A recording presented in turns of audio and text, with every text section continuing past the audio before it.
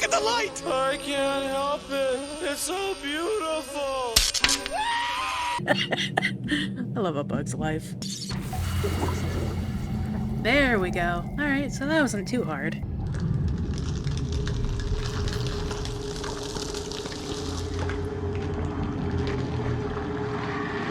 The cabbage is open, and there's the eyeball.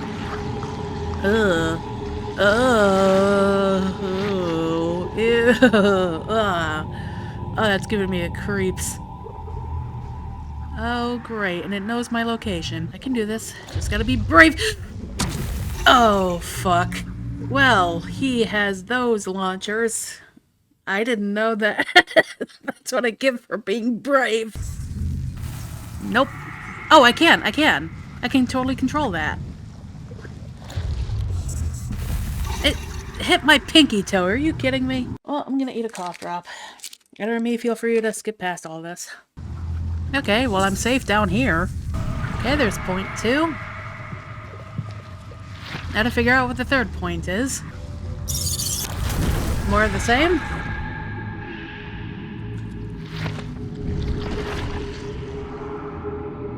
Okay, well, I found kind of a cheap spot to hide. Okay, now I'm over here. First one was the giant fish. Second one was the giant tree. Third one was the spider mech. Fourth was an underwater butt plant thing. Alright, well, there was a poem at the start of this that said to kill all the Goliaths, right? Honestly, killing that fourth one didn't take nearly as long because I still have my cough drop. Okay, so I'm back in the library. You know what this reminds me of? It reminds me of a much creepier version of Abzu. Abzu is a good game of its own right. Very vague and whatnot, but Abzu had like its own kind of story thing. So here we see like a field with someone standing in the middle that looks like one of our people. And Abzu, much like this game, features a mostly underwater character without any story beats really explained a whole lot. Feature like 90% underwater ruins and whatnot. Although at one point you do walk around on land, and it's very bizarre. Okay. Looks like an S with the arms. For like south, maybe? That's an O, that's an M. T-T-O-S-M? Tosm? Either way, there's 4 of them. Whoa, okay. That's pretty. But what about that? Is this a good or is this a bad?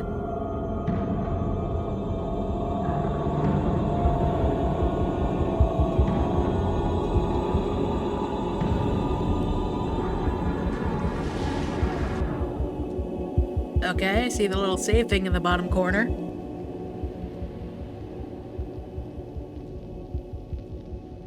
Okay. That happened.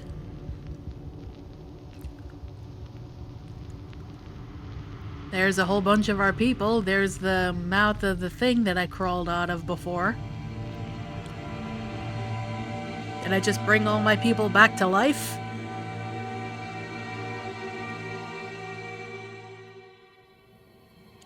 There's that tree statue, I recognize that. A lot of my people coming from there. I see an equal sign in the sky.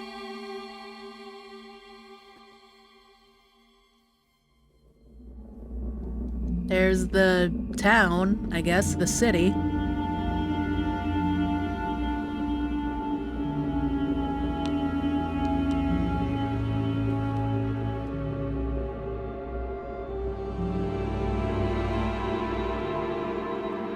It keeps showing the little save thing.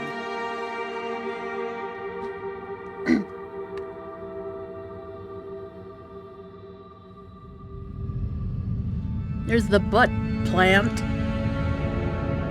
They're being shot out of it.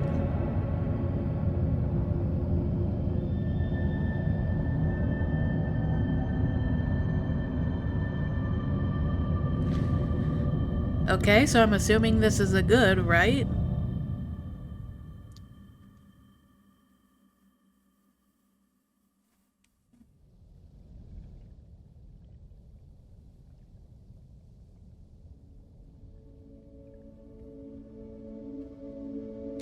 There's my soul that I keep rendering in twain. What is that, the end? That was a part of the save icons if this is the end.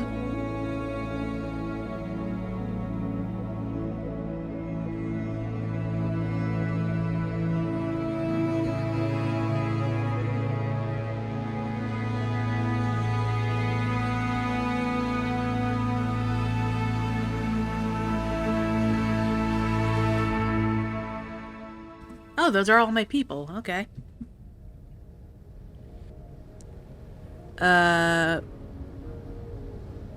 Well, thanks, Tom Mead and Dominic Clark. That game was not very long. I do like that they used the Spiral Circus logo for their saving thing. Story consultant? What story? I mean, I get it. That was a very small team that worked on the game. The story was some dude wrote a poem about, oh, go kill the 4 Goliaths, and then you did, and then you went to heaven and led your people there. Did I miss something? Did I not get the true ending because I didn't save friend at the beginning? Alright, well, that was Silt. Let me do a little bit of research. Okay, so I looked up a few different things regarding this game. Oh boy, how do I put this? The chained divers that you see don't really add anything to the story.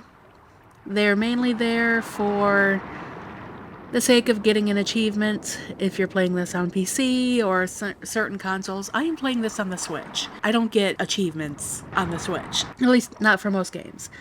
And it's presumed that these divers join the other divers when they emerge at the end of the game, but all the divers look the same. If not for the fact that, you know, your soul is white, you would never be able to tell that you're different from them. And from the looks of it, the ending doesn't change. But yeah, that was Silt. That was an okay game at best. I can definitely say that I've played it, but I'm not going to remember a goddamn thing from this game. And it's a shame because you can definitely see the effort put into, like, those boss fights were interesting and the whole possessing other fish thing was interesting, but it's a shame that it kind of devolved into a puzzle sort of deal. There were some janky points with this, like, but that could just be from, you know, porting the game over onto Switch. For all I know, PC and other console users could face no difficulty playing this game, but I had so many control issues. Like, I would hold the B button to possess something, and then I would let go of the B button, and it would still be in the possessing animation, even though I'm trying to possess something. There were times in which the Joy-Con stopped responding to the game, and I've never had that issue when I've played other games. Like, I've played the entirety of the Turing Test on the Switch, and I've played Scarlet and Violet on the Switch with Steven, and I never had that issue. Despite the way the credits looked, it did kind of look like a small team worked on porting this to the console, so whatever. Story beats. Ain't much to remember there. It's a very cut and dry story. Like, they tell you at the very beginning, hunt down the Goliaths, get their eyes, they have power. There's a machine that's waiting, like, do your job, and there's not a lot of side story things to find. You're literally just going from Goliath to Goliath, getting their eyes, and then offering your soul up to the machine to free your people. Cool. I mean, I can appreciate a simple story without any extra frills or gags or whatever, but, like, there really wasn't much depth to the story, which is ironic considering this takes place deep under the ocean, but there was no reason for why they were under the ocean from what I could tell. There's no, like, story beats about how they got there, or why their people were asleep, or why these Goliaths had the power that these machines needed. There's no why are these machines, how does this machine tie into the people thing. Like, if there were story beats to be found in the background, I didn't see it. It totally went over my head. I shouldn't complain. This whole game was, like, hand-drawn, and it was very stylized and interesting. It was a little rough around the edges, but it wasn't a bad experience overall. I would say that was worth playing, and I also am sad to say I'm probably going to forget a lot about what happened in this game. But I can say that I played it. So, yeah, that was Silt. Kind of horror in some aspects. There were some bits that jump scared me. But yeah, it was an interesting game.